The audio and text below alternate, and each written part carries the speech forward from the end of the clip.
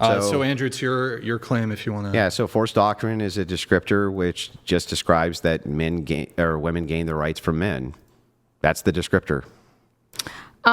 Okay, so why do women gain their rights? Do you want to define forced doctrine and why I just you did. believe this is? No, you didn't. What am I leaving out of my own definition? Well, why do women, because? Why do they have There's to no appeal to them? justification. Yes, women gain their rights Because from men men have a monopoly because- on force. And since they have a monopoly on force, women always have to appeal to them. Example, if women right this second who were in some Middle Eastern nation, right, wanted their rights from the men and the men did not want to give them any rights, can you demonstrate for me a single shred of recourse that they could have except appealing to other men or the men that are not giving them rights? I mean, well, they could invent a bomb that would just destroy everyone. Can you give me a single historic example of women ever successfully using physical force to overthrow when they're considered second-class citizens by the men? No, but I honestly believe physical force is immoral. I guess my issue with forced doctrine is so what? What is your point? Sure, that's your definition, but why is this My point important? is that it's very clear again that men are very benevolent. Because That's it? Because So you just want a pat on the back? No, I would like to see gratitude in the world for men because it is indeed the case that they have the monopoly on force and at any time, according to their own preferences, could just enslave all women. And it's really funny because it's like. So wait, I'm sorry, hold on. Pause, Imagine pause. saying You think that women should thank you for deciding not to enslave us? I mean, the idea here is simple. The idea is that if it is the case that you have people who are drastically weaker, one people group than another people group, okay? And they can do anything they want to you whenever they want, and half the world demonstrates that that's the case. At least in this half of the world, we don't do that. And because we don't do that, women take for granted that the men here are so benevolent that they could take what they wanted, and they don't. And it's it's not just about a pat on the back. It's about actually thanking them for every breath of every day because ultimately they could do this and you can't refute that they can. Well, do you believe that there is a moral obligation? What's your... I don't believe that you can justify moral obligation. Well, then I want to against ask it. you, do you think that there is a moral justification? No, it's not an ought claim. Well, no, it should be. I would like it should be an ought claim? I would like to hear your prescriptive... It's not a prescriptive claim. It's a descriptive claim. I know, and I want it to be prescriptive. I just want to hear, what is your moral justification for why you believe that doing the bare minimum is somehow some great thing? What's your moral justification? You mean gratitude? No, not your moral justification for gratitude. I guess what I'm saying is, so under your analysis, every man at any point could just overpower a woman and force his will on her, right? Yeah. And they choose not to do it. They choose not to do it. So what if they did choose to do it? Yeah. Do you have a moral justification for why that would be okay? I do, but I believe that only my view gives a moral justification, and I believe that your view does not. Well, so I I'll wanna give hear you your mine. view. Okay, so my moral justification is that I make an appeal, and I ground my epistemology and ontology in Jesus Christ.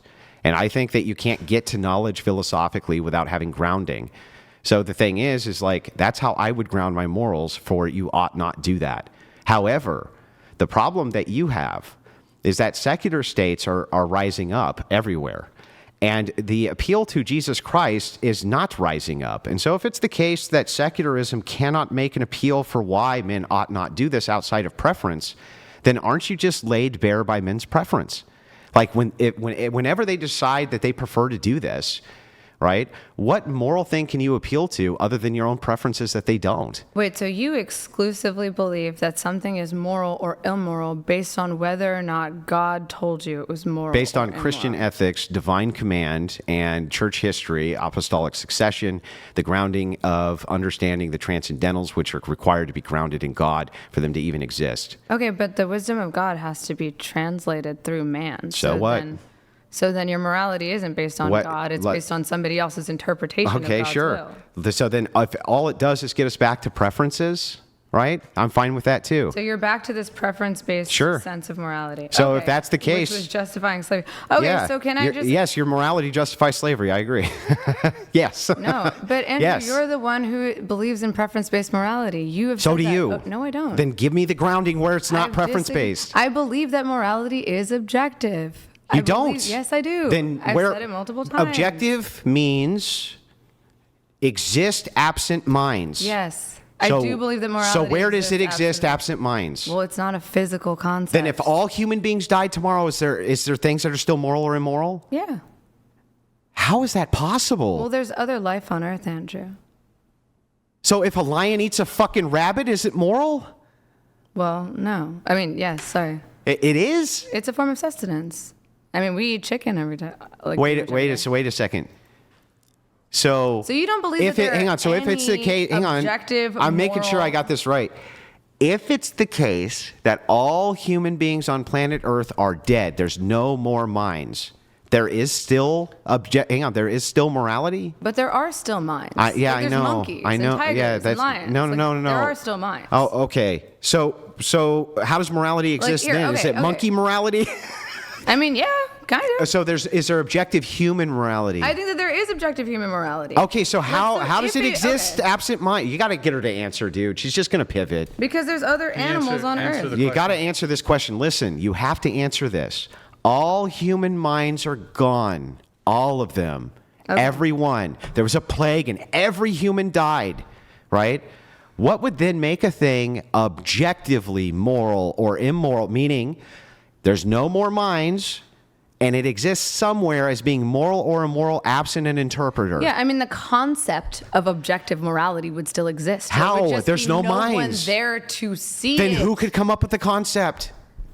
It already exists. How could it exist without you coming up with it? Because we're already alive. We're here right now. So just because we died tomorrow doesn't mean what happened hasn't already happened. If you're all dead, if Sure. everyone's dead, how can concepts exist? Okay, Andrew, I'll humor you. If humans never existed, then human morality would not exist either. No, so if humans no longer exist, then human morality also no longer exists. Well, it was already invented. It already exists. So yes, we would be gone, like we wouldn't be there to record it, but it still exists.